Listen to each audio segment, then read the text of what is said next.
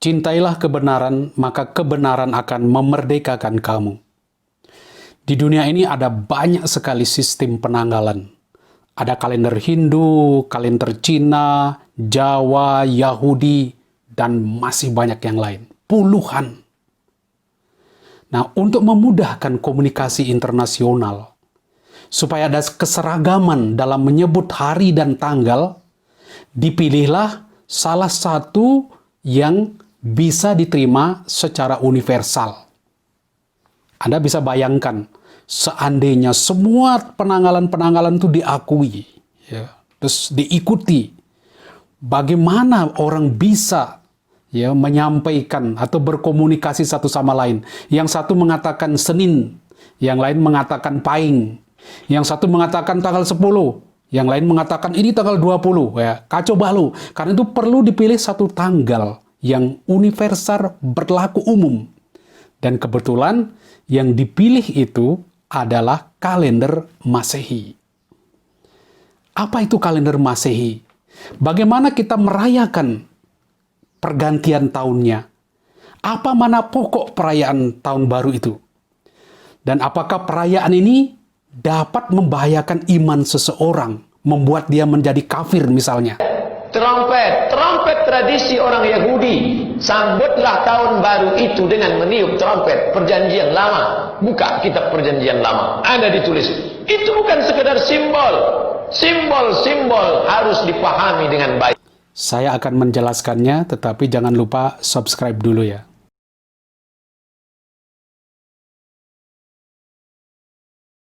Saya tidak tahu di mana Ustadz Abdul Somad itu menemukan teks dalam perjanjian lama yang mengatakan bahwa ada perintah untuk merayakan tahun baru dengan meniup terompet. Saya tidak tahu, mungkin beliau nanti bisa menunjukkannya. Yang saya tahu, Israel itu mengenal perayaan tahun baru yang disebut Rosh Hashanah. Nah, dalam perayaan itu, antara lain, mereka memperingati apa yang disebut dengan Hari Tuhan, akhir zaman. Dan Hari Tuhan seperti dikatakan dalam Zefanya, pasal 1 ayat 14 sampai dengan 16, dikatakan begini, sudah dekat hari Tuhan yang hebat itu, dan seterusnya, hari peniupan sangkakala. Jadi untuk mengenang, ketika mereka merayakan tahun baru, mereka juga diajak, ingat akan tahun yang akan datang, tahun Tuhan akan datang. Hari akhir zaman. Dan itu ditandai dengan peniupan sangkakala. Selain itu, pada tahun baru mereka juga mengenang Abraham mempersembahkan Ishak. Dan kita tahu ceritanya, ketika Abraham mau mempersembahkan Ishak, ketika siap mau menyembelih anaknya, tiba-tiba malaikat katakan jangan. Dan Abraham melihat seekor domba jantan di belakangnya dengan tanduknya tersangkut dalam belukar. Dan domba itulah yang dipakai untuk menggantikan Ishak. Tanduk domba itu di dalam bahasa Ibraninya bernama shofar. Dan shofar itu adalah sangkakala.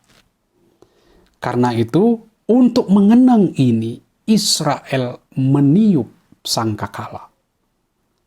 Nah, itu beberapa poin di dalam perayaan orang Israel. Tapi bagaimana dengan tahun Masehi ini yang kita rayakan pada tanggal 1 Januari? Bagaimana kita harus merayakannya? Sistem ini dibuat oleh Dionysius pada tahun sebetulnya sudah lama sekali, yaitu tahun 523 Masehi. Awal mulanya kalender-kalender itu, ya, penanggalan dihitung berdasarkan pada kekaisaran. Kapan seorang kaisar mulai memerintah. Misalnya pada tahun ke-20 pemerintahan Kaisar Agustus. Jadi orang tahu. Masalahnya ada juga indikasi atau acuan pada Kaisar Dioklesianus. Misalnya pada tahun ke-5 pemerintahan Dioklesianus. Nah, padahal Dioklesianus ini orang yang sangat kejam menyiksa orang-orang Kristen. Oleh karena itu, Dionysius, seorang biarawan Romawi, merasa tidak nyaman dengan indikasi-indikasi yang demikian itu. Maka, dia mengusulkan untuk membuat cara penghitungan yang berbeda, yaitu berdasarkan pada tahun kelahiran Yesus.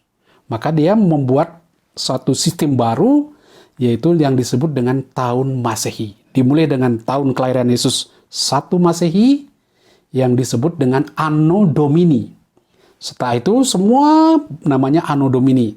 Sedangkan yang sebelumnya, sebelum kelahiran Yesus, disebut Before Christ atau sebelum Kristus, sebelum Masehi. Usul Dionysius ini diterima, kemudian juga dipakai di dalam penanggalan yang diusulkan oleh Julius Caesar pada tahun, yaitu sekitar antara tahun 100 Masehi dan 44 sebelum Masehi. Itu kehidupan Julius Caesar. Dia mengusulkan ada kalender yang disebut kalender Julian. Nah, kalender Julian kemudian memakai juga sistem sebelum Masehi dan sesudah Masehi. Dan ini diambil oleh orang-orang zaman Romawi ini untuk menentukan tanggal Paskah.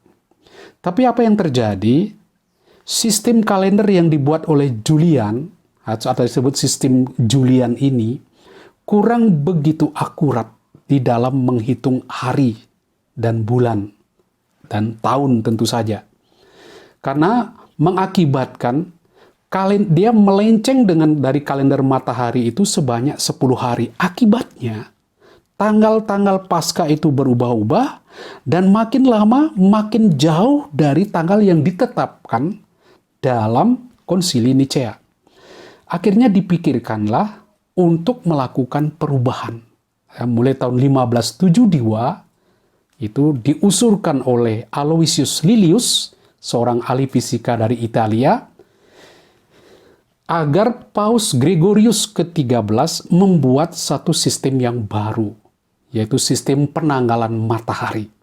Dengan bekerja sama dengan Christopher Clavius, mereka lalu menyusun sistem baru yang kemudian disetujui oleh Paus Gregorius ke-13 pada 24 Februari 1582.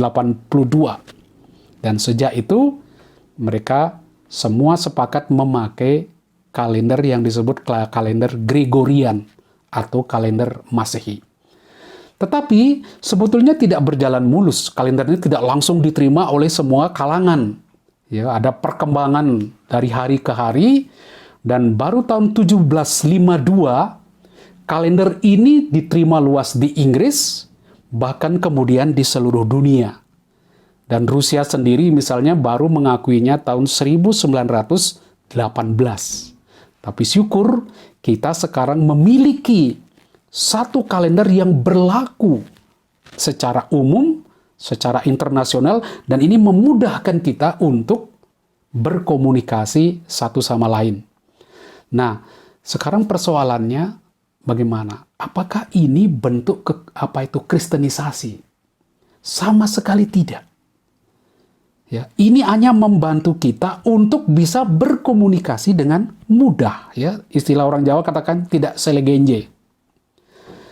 Orang-orang yang kurang sreg dengan istilah Masehi, karena nanti dikira membawa orang kepada Yesus Kristus, itu suka mengganti istilah before Christ. Misalnya pada tahun 1708 itu mulai dikenal istilah bukan lagi before Christ, tetapi before the common era. Artinya sebelum era umum.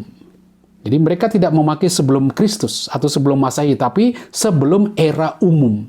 Sedangkan Anno Domini mereka ganti dengan common era. Ya, artinya apa? Era yang umum. Sehingga tidak ada kesan bahwa ini ada unsur kristenisasi. Jadi penting sekali ada keseragaman di seluruh dunia memakai kalender yang diterima umum. Nah, persoalannya sekarang, bagaimana kita merayakannya? Apakah tidak berbahaya merayakan ini dengan cara-cara yang banyak dipakai ini mengantar kita kepada kekafiran? yang menarik bagi saya ketika saya amati sistem atau upacara-upacara atau kegiatan-kegiatan yang orang pakai untuk merayakan tahun baru, saya melihat ada sesuatu yang menarik, yaitu bahwa semuanya ditandai dengan hal yang sangat esensial, yaitu untuk menyampaikan sesuatu tindakan melawan kejahatan, mengusir semua yang negatif, agar bisa memasuki tahun baru dengan sesuatu yang positif.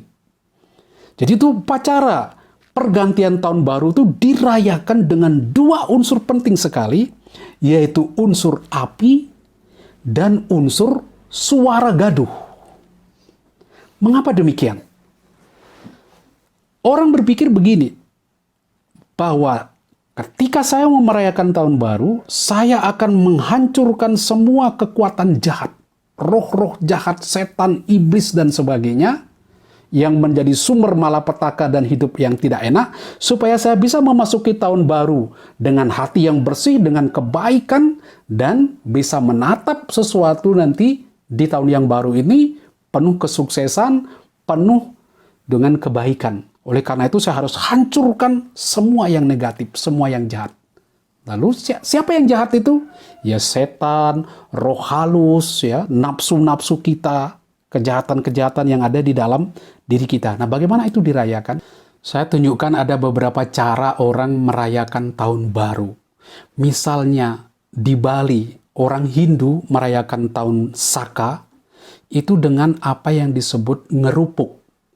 Jadi sehari sebelum hari raya Nyepi, sebelum tahun baru, mereka akan menyalakan obor, lalu keliling rumah membawa obor, lalu sambil memukul-mukul apa saja yang bisa mengeluarkan bunyi, ya, kentongan dan sebagainya. Karena di dalam konsep mereka bahwa tahun baru ini kita akan awali dengan sikap bersih, dengan mengusir segala kekuatan-kekuatan jahat, roh-roh jahat, iblis. Dan bagaimana mengusir iblis itu? Bunyikan kentongan, teriakkan suara sehebat-hebatnya supaya mereka pergi, supaya mereka lari. Setelah itu, setelah lingkungan bersih, diri bersih, mereka bersama-sama kemudian mengarak ogoh-ogoh, itu juga simbol kejahatan, dengan bunyi-bunyian, dengan obor, keliling desa, dan setelah itu ogoh-ogoh itu dibakar. Kekuatan jahat itu dihancurkan. Dan mulailah mereka memasuki Nyepi, keheningan. Mulai sesuatu keharmonisan. Ya. Di pihak lain, di Cina, orang merayakannya dengan apa? Dengan menyalakan mercon. Dengan menyalakan kembang api. Kita lihat lagi ada unsur api di situ. Di Ekuador, ketika orang merayakan tahun baru, mereka itu anak-anak maupun orang tua itu pergi ke alun-alun, mereka kumpul bersama, kemudian mereka membakar boneka, ya, boneka atau orang-orangan sawah yang dianggap sebagai juga simbol kejahatan, lalu juga untuk membuang sial. Hal serupa kita lihat di Hungaria. Di Hungaria mereka ambil boneka, boneka diarak seperti Bali mengarak ogoh-ogoh, boneka diarak, lalu mereka merenungkan dosa-dosa apa sih yang mereka miliki, lemparkan ke situ, lalu mereka sama-sama membakar boneka itu untuk menghancurkan kuasa jahat. Di Antwerpen, misalnya di Belgia, ada banyak di negara Eropa, orang ketika merayakan tahun baru bunyikan sirene, peluit, yo, ramai, riuh, rendah suara, lalu ada kembang api, ada mercon dan sebagainya. Apa? Kembali dibalik semuanya itu ada unsur yang esensial. Ada api membakar dan ada unsur bunyi-bunyian. Semuanya itu sebenarnya diarahkan sebagai simbol manusia berkobar-kobar, mau menghancurkan semua kekuatan jahat yang disimbolkan oleh iblis, kuasa kegelapan, dan mengusir mereka dengan bunyi-bunyian. Yang bagi saya cukup menakjubkan sebenarnya di sini. Kok ya bisa ya orang di berbagai tempat kok memiliki semacam insting bagaimana mengungkapkan apa yang Tuhan kehendaki dari diri mereka. Tuhan itu maha besar, dan orang bisa menangkap Dia dengan berbagai cara dan berbagai sudut, lalu mengungkapkan keyakinannya dari konteks lingkungannya itu, tapi semuanya sebetulnya bermuara pada sesuatu yang sangat esensial, yang bagus sekali, melawan kejahatan, menghancurkan kuasa-kuasa jahat, terutama yang ada pada diri kita. Dan dengan itu kita lalu berikhtiar untuk memulai tahun yang baru dengan kebaikan. Oleh karena itu, apakah perayaan-perayaan yang sebetulnya saya lihat bukan sebuah kultus? Kita menyalakan kembang api, tentu bukan melakukan kultus. Kita menyalakan mercon, kita teriak, tiup trompet, sama sekali. Di dalam apa yang kita lakukan sehari-hari bukanlah sebuah kultus, tapi sebuah sukacita yang mungkin kita tidak tahu maknanya. Ya hanya sekedar ramai. Tetapi refleksi ini menunjukkan kepada kita bahwa di balik hal itu sebetulnya terkandung unsur rohani yang sangat dalam. Kita mau mengusir sekuat tenaga kita kekuatan-kekuatan jahat itu. Kita mau membakar semuanya itu, terutama kuasa jahat yang ada di dalam diri kita, keserakahan kita, kesombongan kita, dan juga iri hati, nafsu-nafsu jahat mau kita hancurkan. Nah, di tahun ini, karena COVID-19, banyak anjuran untuk tinggal di rumah, untuk tidak menyalakan kembang api, meniup trompet, membuat kegaduhan-kegaduhan lain. Suara-suara itu bisa semakin mereda. Tapi meskipun demikian, kiranya semangat kita untuk membakar, untuk menghancurkan kejahatan, untuk mengalahkan nafsu-nafsu serakah di dalam hidup kita, tidaklah surut. Supaya di tahun baru ini, kita tetap mengawali dengan kebaikan. Supaya nanti kita juga mengakhirinya dengan kebaikan. Ada saat yang bagus kita refleksi, kita hening, kita di rumah, tetapi toh tidak mengurangi tekad kita untuk meniadakan, untuk meneriakkan, mengusir kekuatan-kekuatan jahat dari dunia ini.